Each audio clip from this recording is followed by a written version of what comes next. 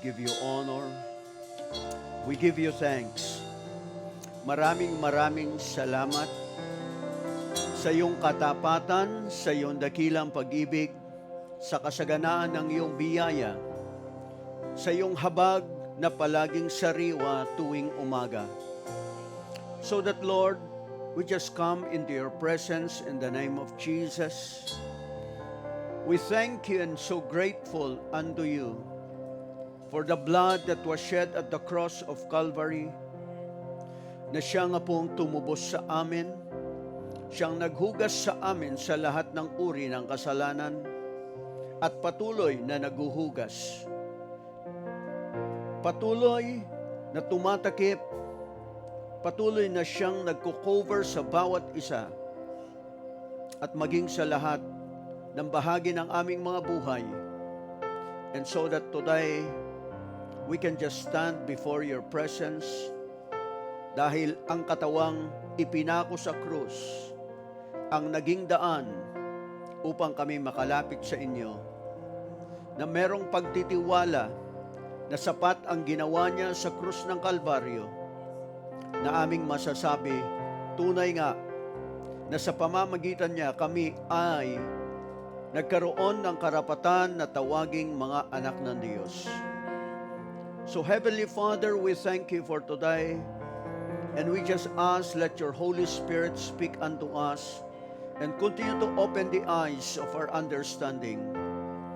Maraming salamat. Bigyan niyo kami ng karunungan at ng tamang kaalaman upang kami makapamuhay ng ayon sa iyong kalooban, ng ayon sa iyong plinano para sa aming mga buhay, na aming masasabi, let your will be done on earth as it is in heaven. So Heavenly Father, we just want to give you back all praises, honor, and glory in Jesus' name. In Jesus' name. Come on, give a praise unto the Lord. Hallelujah. And before you're seated, kindly welcome one another with the love of God.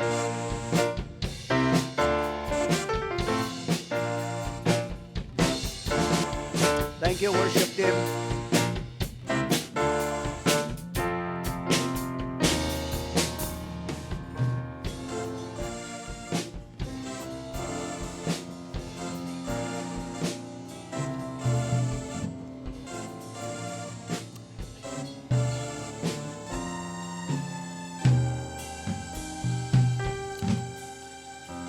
Praise the Lord. Hallelujah. So God is good all the time. Amen. At nararapat lang na sa buhay po natin ang isang bagay na dapat nating patuloy na idinideklara, walang iba kundi ano ang sinasabi ng salita ng Diyos patungkol sa atin. Kasi kung babalikan po natin in Proverbs chapter 18, verse 21, it has something to do with the power of life and death na naroon at nakasalalay sa ating mga dila. So, can you just show me the NIV?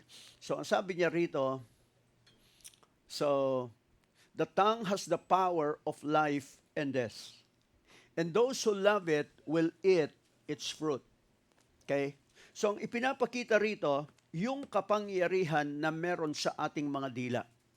At kung ano ang binibigyang buhay natin, iyon ho ang siyang makikita natin na sa buhay natin, ito ay namumunga o magkakaroon ng bunga, lalong-lalo na sa mga susunod na araw. Okay? So, that's why you have to understand that as people of God, mahalaga na nauunawaan natin at meron tayong tamang pagtingin doon sa kung ano ang sinasabi ng salita ng Diyos sa ating mga buhay. Because one of the things that you have to understand is, bawat isa sa atin, alam ho natin na mula pagkabata at hanggang sa lumaki tayo, ang sabi nga, mas mainam pa yung tinatawag or tinutukoy na tabak o kaya kutsilyo Kapag iyan ay nakasugat sa iyo, ang sugat ay naghihilom. Pero ang salita, kapag iyan ay binitawan, kapag ang salita na narinig natin noon, magpahanggang ngayon, kapag naaalala natin o naririnig natin muli, tayo ay nakakaramdam ng hinanakit. Merong gumuguhit na kapaitan sa ating mga dibdib. Okay? So that's why it's very important sa ating mga buhay ng isang bagay na tingnan natin palagi, ano ba ang ating binibigyang buhay sa buhay natin dito sa ibabaw ng daigdig. So, if you have your Bibles, turn again with me, and as we have been looking at Psalm chapter 1, sa aklat ng mga awit, na kung saan tinutukoy nito, again, go with me in Psalm chapter 1 at yung kabuuan ng talata. So, simulan po natin sa verse 1. So, ang sabi rito, "Blessed is the one who does not walk in step with the wicked, or stand in the way that sinners take, or sit in the company of mockers." Verse 2, "But whose delight is in the law of the Lord, and who meditates on his law day and night. That person is like a tree planted by streams of water, which yields its fruit in season, and whose leaf does not wither. Whatever they do prospers. Not so the wicked, they are like chaff that the wind blows away. Therefore the wicked will not stand in the judgment, nor sinners in the assembly of the righteous. For the Lord watches over the way of the righteous, but the way of the wicked leads to destruction." Dalawang klase ng lakbayin sa buhay na to na pwede nating lakaran. At ang bawat tao, may kanya-kanyahong pagpipilian. Lahat tayo, maging ang mga anak natin, kahit ng magulang, ibigay ang lahat ng pangangailangan o kaya gawin ang lahat ng sakripisyo para makapagtapos ng pag-aaral ang anak, or ang buhay nila ay gumanda, but still, hindi ho natin kontrolado ang tinatawag na mga choices. Meron at merong pagpili, meron at merong mga desisyon sa buhay na to na hindi natin saklaw. Okay? Halimbawa, kung sinong iibigin nila o kanino mai-inlove. So, hindi natin saklaw ang mga yan. Iyan ho ay naroon sa kanila. Kahit na bigyang payo natin sila, pag ang isang tao umibig, harangan mo man ng sibat, ika nga, well, hindi pa rin nila iintindihin yan. So, kaya sa buhay na to, napakahalaga, ano ba ang gamit natin? Gaano kalinaw ang ating mga pananaw o yung ating mga paningin? For example, sa physical na mata natin, gaano kalinaw sa inyo, halimbawa, yung narito na mula roon sa likod, okay, doon sa likod na kinatatayuan ng Asher, nababasa kaya natin yan? Okay? Kayang-kaya nating basahin? Si Angel parang gumaganon. Pero nandito siya. Much more kaya kung nasa likod siya. So, ganun din sa atin. Sa buhay na to, it's either meron tayong tinatawag na salamin o yung pantulong, or ang tawag dito ay lens. The lenses o mga lente na gamit natin. Halimbawa, yung gamit na minsan, itong tubig na to, pag hinahanap mo yung expiration date, okay, expires 04 May 27. So 2027, May 4, 2027, yun ang expiration niya. Pero may mga bagay-bagay na nakita ko na minsan, halimbawa doon sa toothpaste natin, hindi mo makita kailan nag-expire. Ano ang gagamitin mo? Kahit gamitan mo ng salamin, hindi mo siya mabasa, hindi mo siya makita. So, kailangan mo magnifying glass. Kaso, wala naman tayong dala na magnifying glass palagi. So, kukunin mo yung cellphone mo, bubuksan mo yung camera, and then, gaganunin mo. Para makita mo. Para mabasa mo. So, you see, ganun din, pagdating sa salita ng Diyos, anong klaseng lente ang gamit natin? What lenses are we using in looking at the Word of God? Okay? Kasi may mga tao na tumitingin sa salita ng Diyos na ang kanilang mga gamit na lenses o pananaw. So iyan po itumutukoy ng ating mga pananaw o ng madalas na makikita mo ngayon naka-post sa mga reels, POV. Ano yung POV? Point of view. So yung point of view, madalas, ano yung gamit mo kapag ikaw ay tumitingin sa salita ng Diyos? That's why, going back to verse 1, ang sinasabi niya rito is, ano yung gamit natin? Kasi hindi natin nauunawaan. Kung ang gamit natin ay ang pananaw ng sanlibutan, yung salitang pinagpala or bless or happy. Show me the Amplified Classic. Okay? So ang sinasabi rito, yung taong mapalad, yung taong happy o maligaya, masaya, okay? Prosperous and enviable or nakakainggit. So buti pa sila. Buti pa siya. So, madalas, makikita ho natin, but the very word na bless, iyan ho'y tumutukoy sa kalagayan o estado ng ating buhay. Kaya meron o wala ka. Kumbaga, saan ka nagiging masaya? Ano yung nagdadala ng kakontentuhan sa buhay mo? Sabi ni Haring David, sa aklat din ng mga awit, kapag tiningnan niya ang masasama o ang makasalanan, ang sabi niya, bakit sila umuunlad? Nakakainggit sila. And afterwards, siya na nagpupumilit na lumakad doon sa kalooban ng Diyos, sa kagustuhan ng Diyos, sa kanyang buhay, ang sabi niya, bakit napakaraming pinagdaraanan sa buhay na to? But afterwards, ang sabi niya, when I went to the house of the Lord, pagdating ko sa tahanan ng Diyos, doon ko naunawaan.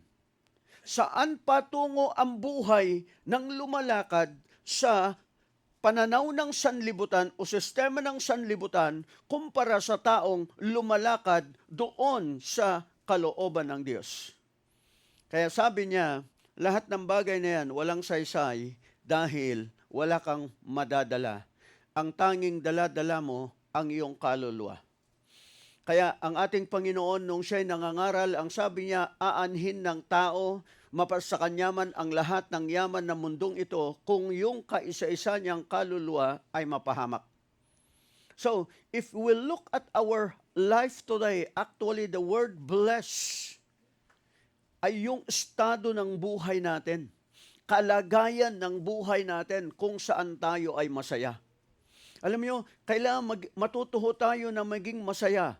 If you have a family, learn to be happy. Learn to speak good things. Learn to speak good things about your spouse. Huwag kang magreklamo tungkol sa iyong asawa. Dahil nung nanliligaw ka noon, hindi ka naman kumonsulta muna sa Diyos eh. O kaya ngayon, kumbaga sa kalagayan mo sa buhay. So anumang kalagayan natin, we need to learn to be thankful and we need to learn to understand na ang kalooban ng Diyos is yung marating, maunawa ng bawat isa sa atin, ano ang magdadala sa atin ng totoong kaligayahan. So yung maging totoong maligaya tayo. Okay? So, kanya, makikita mo, ang sinasabi roon is, yung klase ng buhay, the life, the good kind of life. So God wants us to have a good life. At makikita mo kung ano ang sinasabi ng mga awit na yan. So ang sinasabi niya roon is, eto yung, kung gusto mo ng isang pinagpalang buhay, kung gusto mo ng isang maayos na buhay, so ang sinasabi niya, hindi yung payo ng baluktot. Okay? Who walks and lives not in the counsel of the ungodly, following their advice, their plans, and purposes. So, kasi, ang tanong palagi roon, kaninong boses ang malakas sa buhay mo? Boses ng nanay mo, boses ng tatay mo, o boses ng anak mo, o boses ng kapitbahay mo, boses ng biyanan mo, or boses ng mga tao na nakapaligid sa iyo, na all you have to do is you just want to please them. Eto ho, tatandaan natin, hindi mo mabibigyan ng kaluguran ang lahat ng tao. Hindi mo mapapasaya ang lahat ng tao. Hindi ho lahat ng tao masaya kapag ikaw ay pinagpapala.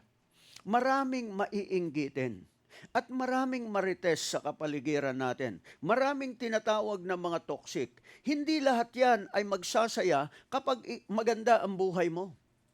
Kanya ang kagandahan ng buhay is, ki ano pa man ang estado mo, ki ano pa man ang katayuan mo, ang tanong doon, masaya ka ba? Ano kung asin ang ulam? Ano kung tuyo yan? Ano kung ang pagkain mo sa umaga, sa tanghali hanggang gabi ay adobo palagi? Alam mo yung adobo? Yung kanin na mayroong mantika, merong toyo, tapos haluin mo na, adobo na yon. Di ba? So, you see, it doesn't matter kung gulay man ang ulam mo, kung isda man o ano pa man. Ngayon nga, mas mahal ang isda kaysa karne. Mas mahal ang gulay. Di ba? So, the thing is, we need to understand what does it mean to be blessed, what does it mean to be happy, what does it mean to be prosperous. Akala natin yung pinagpalang buhay ay yung marami kang pera at marami kang ari-arian. Hindi ho doon. Dahil kahit na marami kang pera, kung ikaw naman sa buhay mo ay hindi masaya. Okay? So the thing is, saan ka maligaya? So you have to understand there are three kinds of people. So going back, can you show me the ESV? Okay? Sa ESV in verse 1, makikita natin dito is the wicked, the sinners, and the scoffers. So, kapag ang boses na naririnig mo ay katwiran ng mga taong baluktot, magiging baluktot ang pananaw mo. At darating ang oras, ang mangyayari sa iyo ay makikita mo na pare-parehas lang naman. Okay lang naman. Kaya gagayahin natin ang makasalanan. So, and afterwards, makikiupo na tayo or ang hahanapin natin na kasama palagi yung mga taong mapanlibak. Mga taong mapangkotya. So, you will notice there are three kinds of people. The wicked people, the sinners, and the scoffers. So that's why in this life, kailangan maunawaan natin kung ano ang dapat natin gawin. Kasi kapag nagsimula kang makinig sa boses ng tao, unti-unti, yung buhay mo aayon sa kanila. Lalakad ka sa buhay na to na katulad nila. Mangangatwiran ka na katulad nila. Magsasalita ka na katulad nila. And afterwards, you will be enjoying their company. So, alam niyo yung taong sarcastic? Merong tao na sarcastic eh. O yung bawat sinasabi niya ay doble ang kahulugan. So, may double meaning palagi. So, that's why as a people of God, anong lifestyle ang gusto natin? Ano yung lifestyle mo? Is it the lifestyle na kung saan ang hahanapin mo palagi is ano yung magbibigay sa iyo ng kaligayahan, ng kasiyahan? Okay? So, ang sabi niya rito is, verse 2, but whose delight is in the law of the Lord, na ang kanyang kasiyahan ay yung kautusan ng Diyos. Hindi po to yung utos na huwag mong gawin to, huwag mong gawin yon. No. Ang sinasabi riyan is, inaalam mo ano ang dapat na tahakin mo sa buhay na to, ano ang dapat na pananaw ang meron ka. So, hindi to yung huwag mong gagawin to dahil kung hindi, susumpain ka ng Diyos, paparusahan ka ng Diyos. It's not about the do's and don'ts. It's not about the legalism. Hindi yung pagiging relihiyoso at pagiging legalistic. Kundi ano yung relationship mo. Kailangan maunawaan mo yung relasyon mo sa Kanya. Siya ba ay iyong ama? Siya ba ay iyong naunawaan na ibinigay niya ang Kanyang bugtong na anak upang ang buhay natin mabago, ang ating mga pananaw mabago? Naunawaan ba natin na sa bagong kasunduan na ginawa ng Diyos sa atin sa krus ng Kalbaryo, when Jesus Christ died at the cross, He said, "It is finished." Na ang kahulugan ay bayad na, wala na tayong dapat bayaran, ang dapat nating gawin, sampalatayanan, and then look at the Word of God, pag-isipan natin, paano natin i-apply ito sa buhay natin, na marinig natin ang tinig ng banal na Espiritu, marinig natin ang pangungusap niya sa atin, at makita natin na ang buhay natin ay unti-unti nagbabago, hindi na nagiging katulad dati. Kaya sabi ng salita ng Diyos, ano ang mga bagay-bagay na magbibigay ng kasiyahan sa atin? Na iyon ang siyang pag-isipan natin. Think on these things. Okay? So, and I believe that as people of God, ang isang dapat na maunawaan ng bawat isa sa atin, ano madalas na nasa isipan natin? Okay? Ano madalas na nag-o-occupy ng ating mga isipan? So, I praise God for His goodness, for His mercies. Iyon ang isang bagay na dapat nating makita. So, that's why in Philippians chapter 4, verse 8. Philippians chapter 4, verse 8, ito yung sinabi niya. Finally, brothers, whatever is true, whatever is honorable, whatever is just, whatever is pure, whatever is lovely, whatever is commendable, if there is any excellence, if there is anything worthy of praise, think about these things. So, ang sinasabi niya dito is, ito yung mga dapat na pag-isipan natin. Ito yung dapat na tinitingnan natin. Okay? So, whatever, ang sabi niya roon, whatever is true. Totoo ba to? Dahil naglipa na ang fake news. Sa ngayon, hindi mo alam kung alin ang totoo. Okay? Ang daming scammer. Right? Meron nga. Ako, wala akong GCash. Wala akong GCash. Pero, nakakatanggap ako ng mga mensahe, "Ops, yung GCash mo ngayon ay nakatanggap ka ng 5,100 para sa ayuda ngayon, gawa nitong lindol, i-click mo lang ito at makikita mo kung magkano ang nandoon sa GCash account mo." So, kung ikaw naman, ang isip mo ay kapag nakakakita o nakakabasa patungkol ng pera, ay kumikislap ka agad, pindot ka kaagad. Pag pindot mo, lahat ng impormasyon mo, kuha na nila. Okay? O kaya, yung mga, ito isang bagay na tingnan natin, sa mga tumatawag ngayon, pwede na nilang gayahin yung boses mo. Tatawagan ka lang nila, magsasalita ka lang. Pag narinig nila yung boses mo, ayun na, gagawa na sila ng voice recognition na ang gamit ay ang AI. So, pwede na nilang buksan yung mga account mo. o lahat ng impormasyon tungkol sa iyo. That's why, as for me, I don't just answer kapag merong tumatawag. Sa akin, kailangan mag-text ka muna. Dahil kung hindi ko sasagutin yan. Okay? So, you see, there are lots of voices today. Ang daming fake news.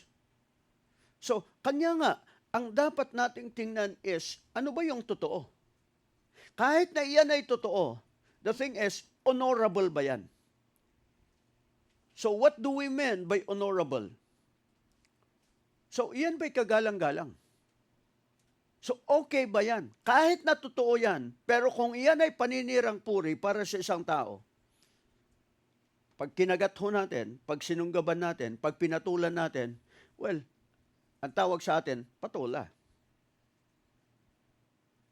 At pag pinatulan mo, pagdating ng araw, magiging ampalaya ka.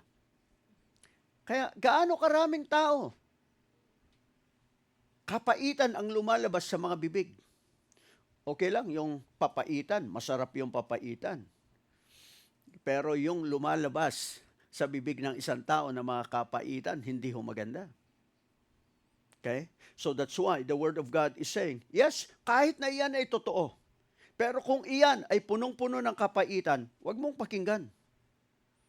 That's why ang sabi niya ron, whatever is true, the thing is, honorable ba yan?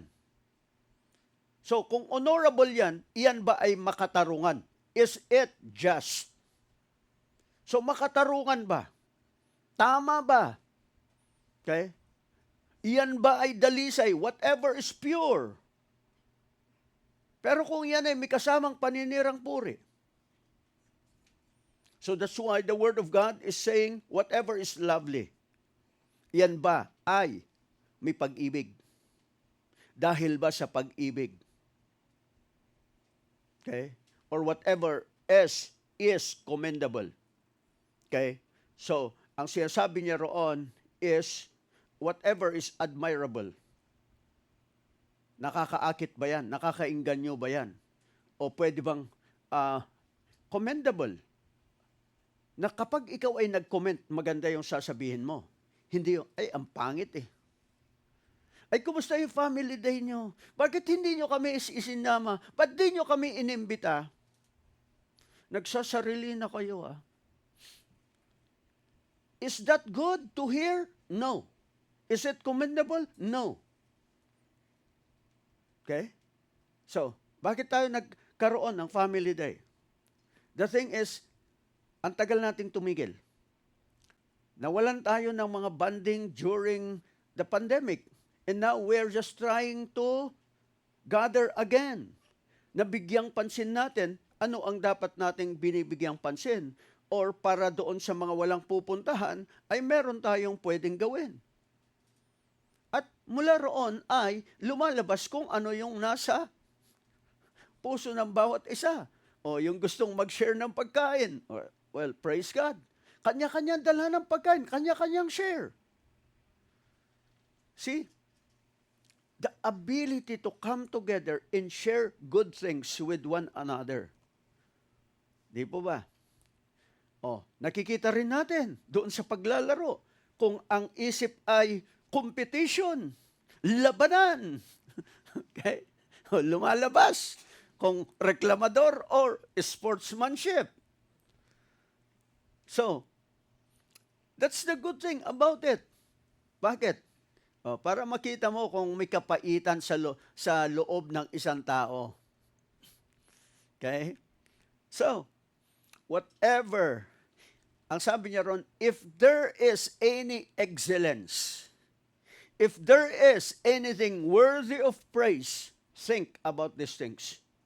So, yun ang dapat na makita natin. Yan ba ay kapuri-puri? If not, then, kahit na yan ay totoo, kung hindi ka puri-puri, then don't think about it. Okay?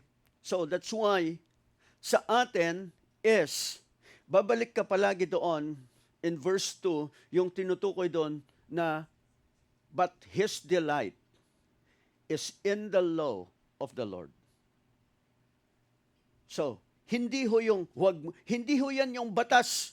Hindi yan yung 10 utos. Kundi iyan ay tumutukoy sa relasyon natin sa Diyos. Yung pagkikipag-ugnayan natin sa Diyos. Okay? So ang sabi niya ron, think about these things. So, it has something to do with the instruction of God for your life. Ano yung mga instruction ng Diyos para ang buhay natin ay makita natin yung tinutukoy ng salita o yung verse 1, yung happy or blessed. So makikita mo, being blessed is katayuan o kondisyon ng puso. Na in spite of our situations, naroon na masaya ka. Bakit ka masaya? Kasi kasama mo ang Diyos. Kasi ang Diyos ay nariyan. Hindi ka iiwan, di ka pababayaan. Kasi masaya ka kasi ang Diyos, ang plano niya ay para sa ikagaganda at ikaunlad ng buhay mo. So, when you think about these things, hindi yung, ano ba naman to, pinaparusahan ako ng Diyos, siguro ano kaya nagawa kong kasalanan. Hindi yun eh.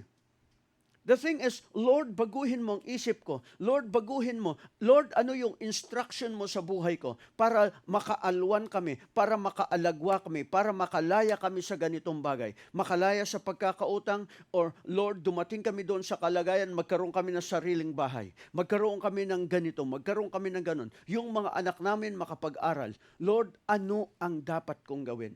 So, it has something to do with instructions over our lives para maging masaya tayo sa buhay na to.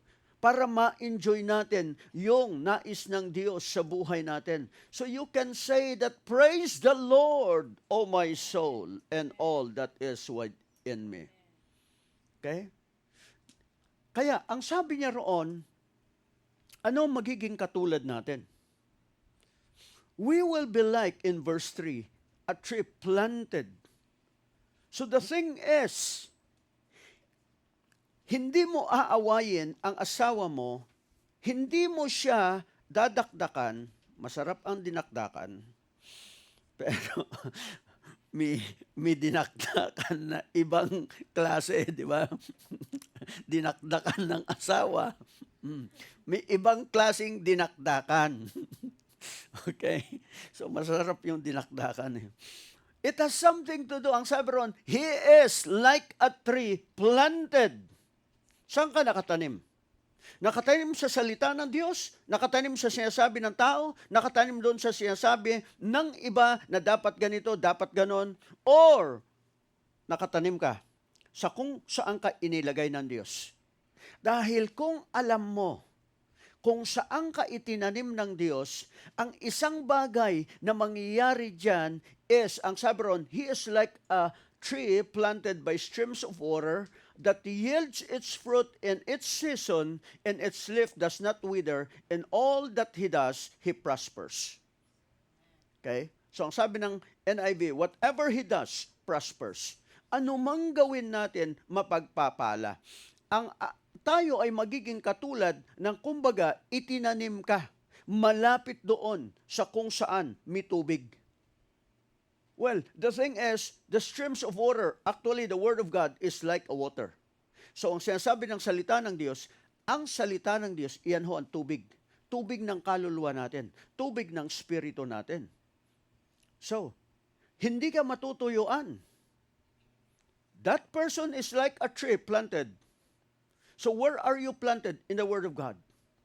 Hindi ho yung, ay doon tayo pumunta, mas gaganda ang buhay natin doon.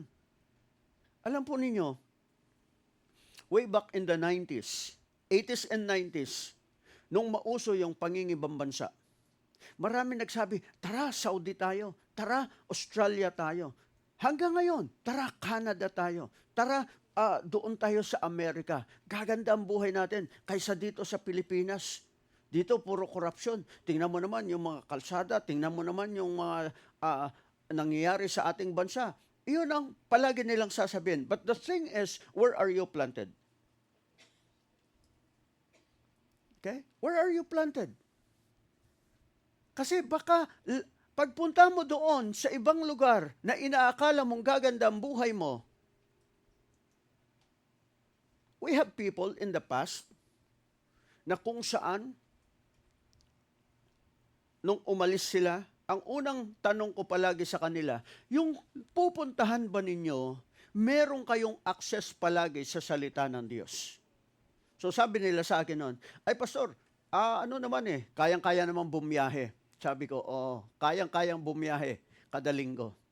Kaya lang, sabi ko, darating ang araw, magsasawa ka ng kabibiyahe papunta ng CAA mula Laguna. Ngayon, kapag nangyari yon, anong gagawin mo?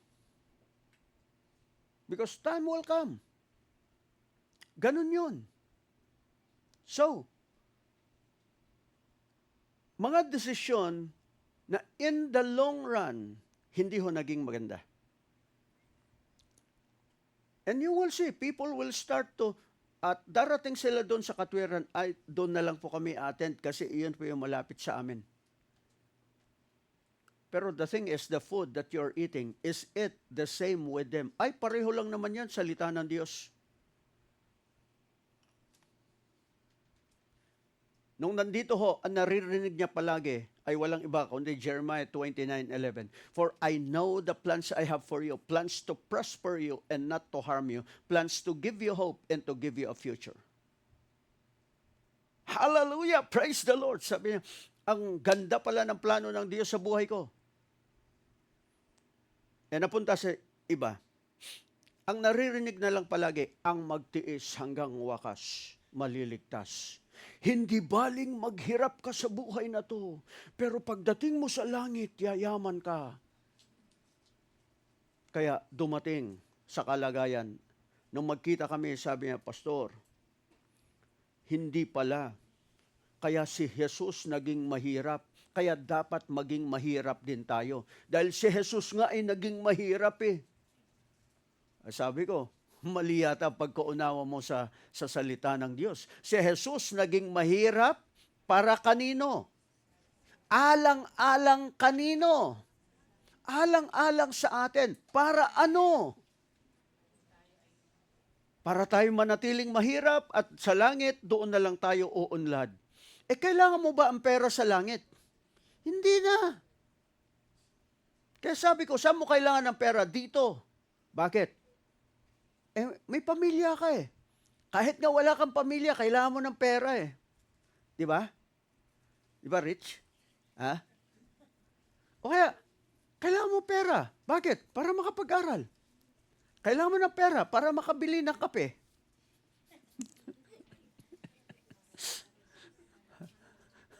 Kailangan mo ng pera para ano? Lalo pag nakita mo yung mga post ng tinapay, di ba? Oh, machuwi-chuwi ka dyan. So, you see, you have to understand. Sabi niya,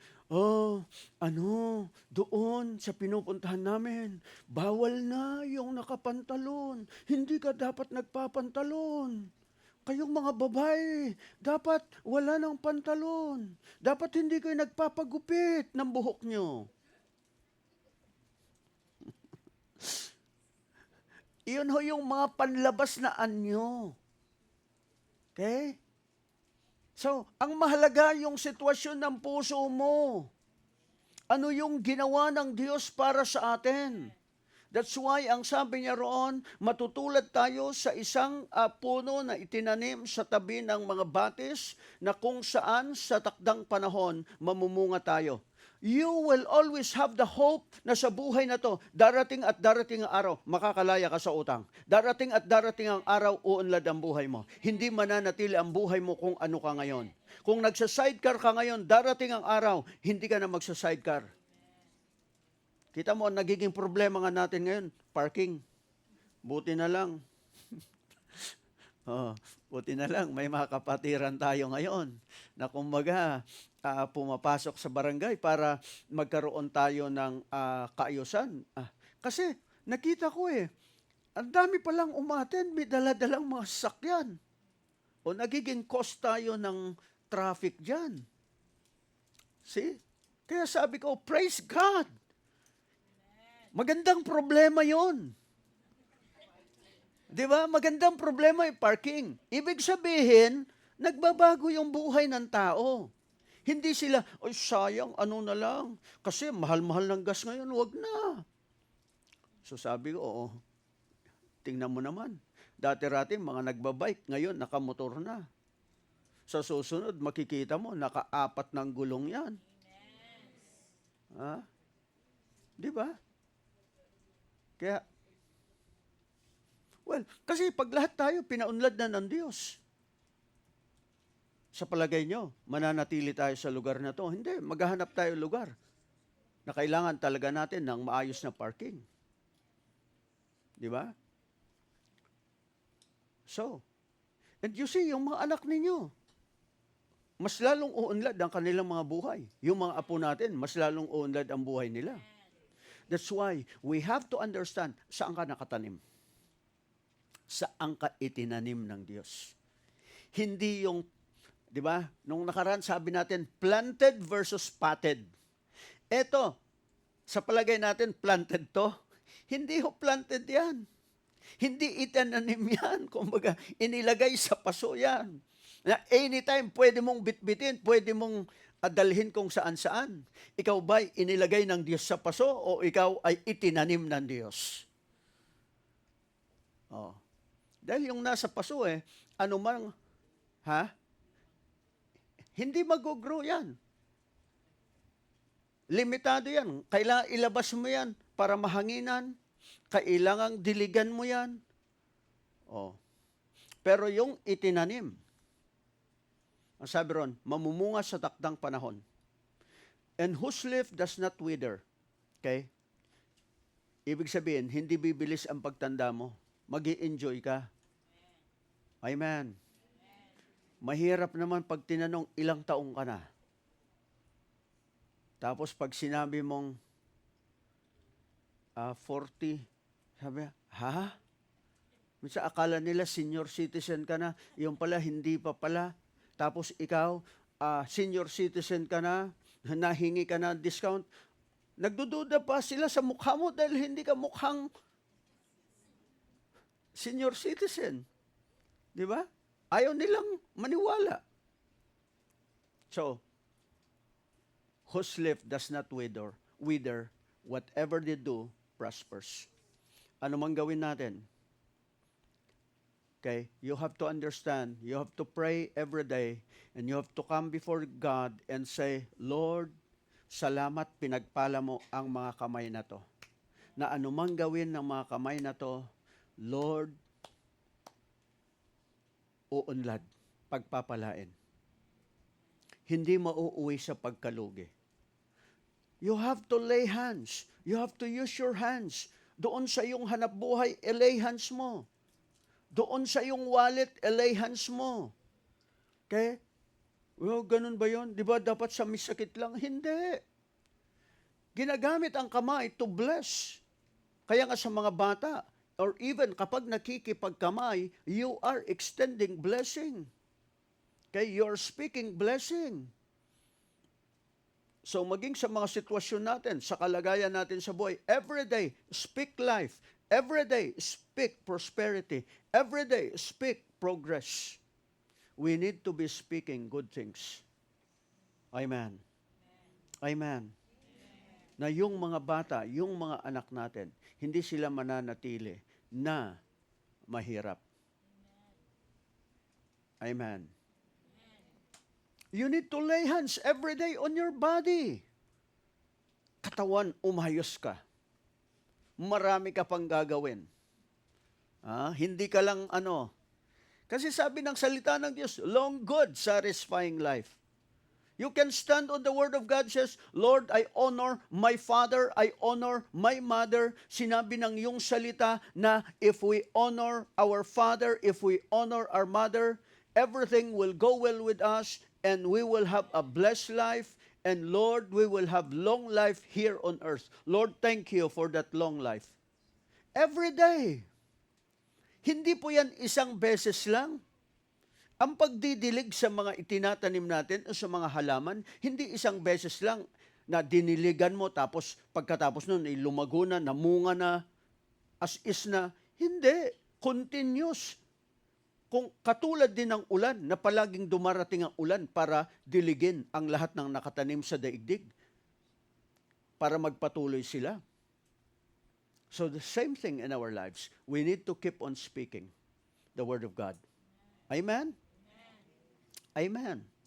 So pakingintian nga yung katabi natin. Okay? Amen?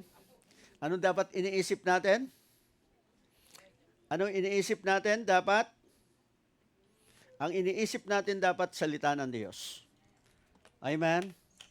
Ang iniisip natin, hindi yung ano kayang kakainin nila ngayon? No, don't be thinking about those things. Think about the good things God has planned over your life. Hanggang makita mo yan, hanggang magkaroon ng katuparan. Amen. Father, we thank you and truly we just commit your people before you.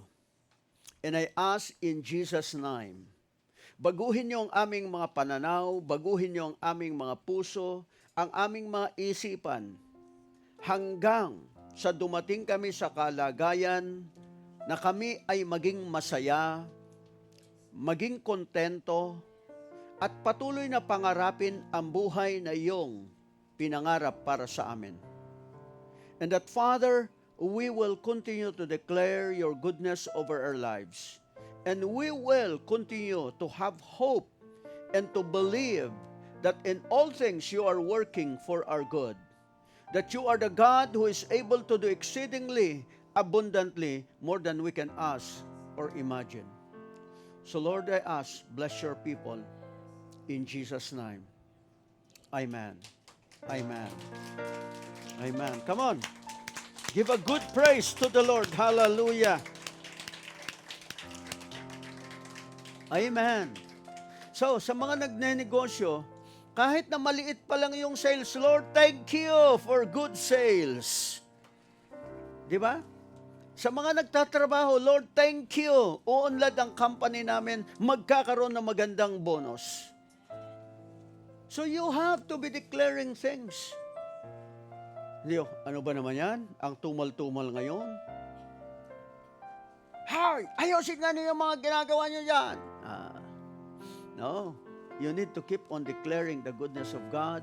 Continue to declare the power and might of God. Amen. Kaya kita nyo, ang sasayangan ninyo nung di ba? Yung mga kabataan natin, nung anong tawag nyo doon? Yung warm up? Zumba? Sabi ko, ang sasaya nila sumayaw eh.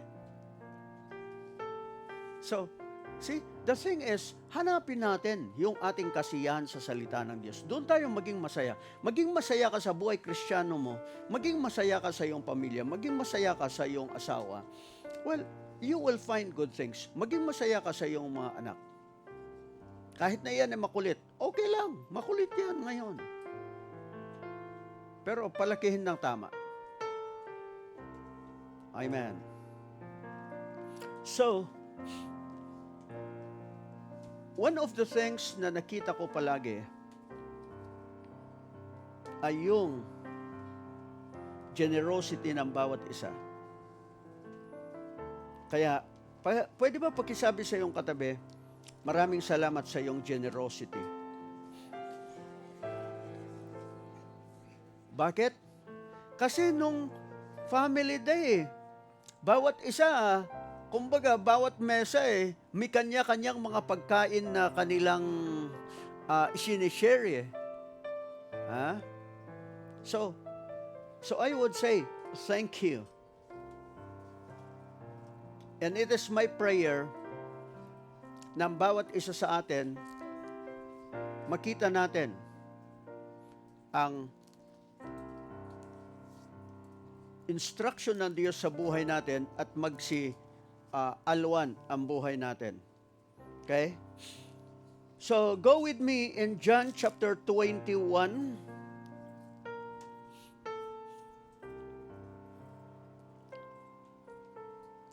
John chapter 21, starting with verse 1, at nais kong tingnan natin, ano yung saloobin ng Diyos?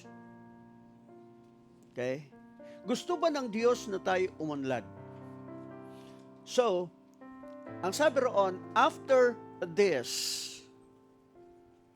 Jesus revealed Himself again to the disciples by the Sea of Tiberias or Sea of Galilee, and He revealed Himself in this way. Muli, nagpakita ang Panginoon. At ipinapahayag niya ang kanyang sarili sa ganitong kalagayan. So verse 2, ang sabi roon, Simon Peter, Thomas, called the twin, Nathanael of Cana in Galilee, the sons of Zebedee, and two others of his disciples were together.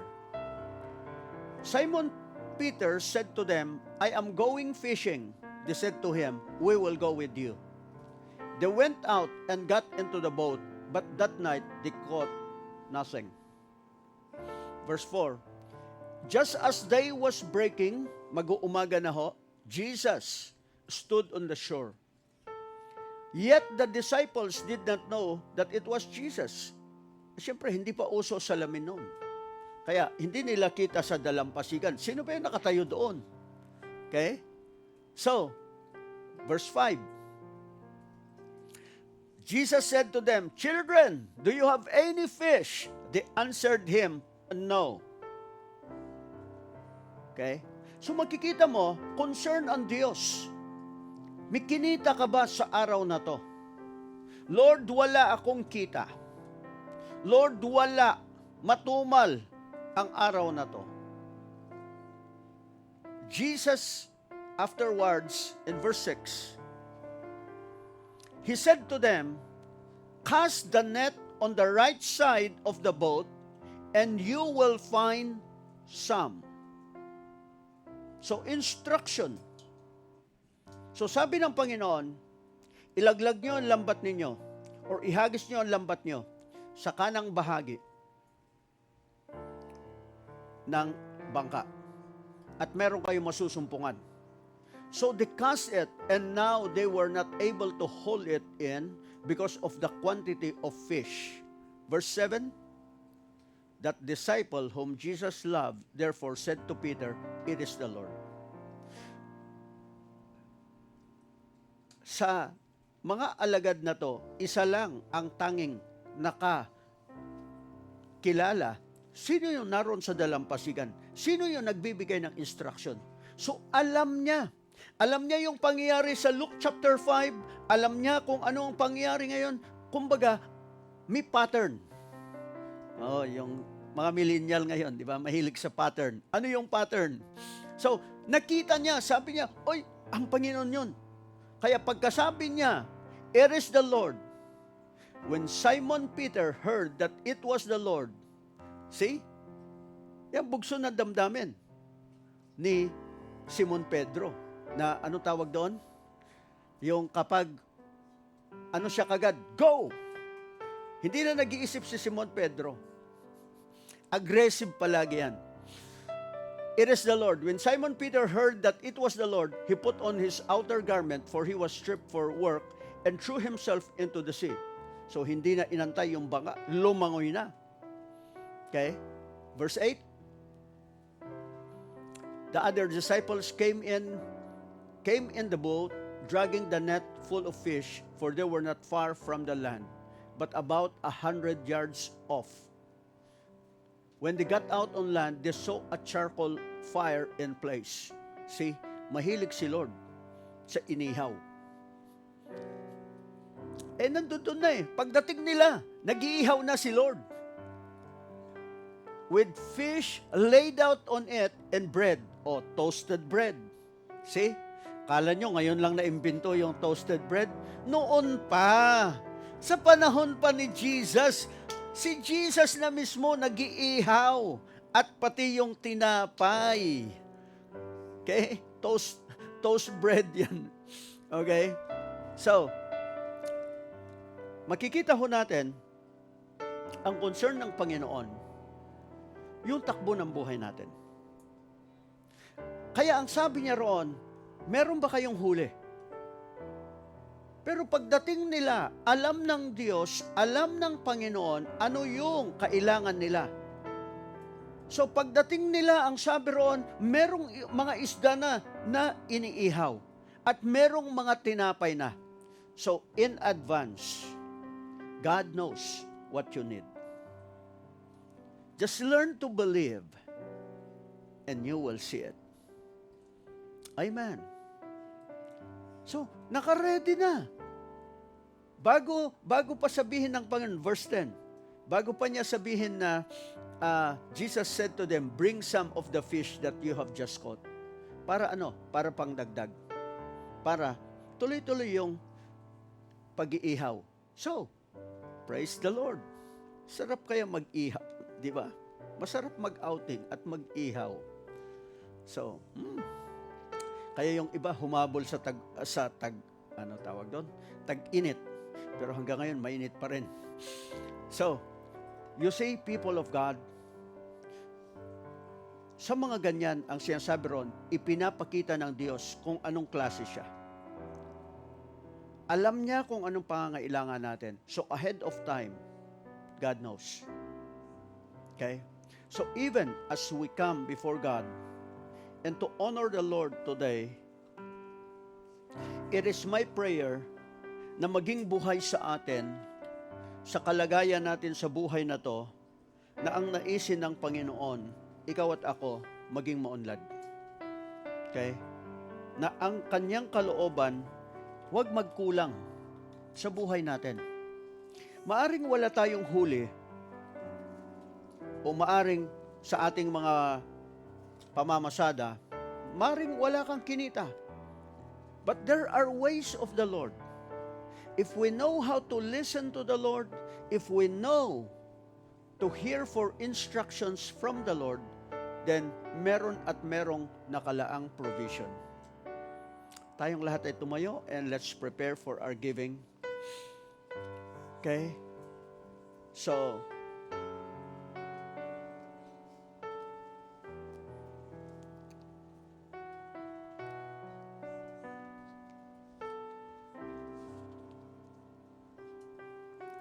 kung ang kanyang bugtong na anak, in Romans 8:32, ang sabi roon, kung yung bugtong niyang anak hindi ipinagkait sa atin, then how much more the things that we need in this life. Okay?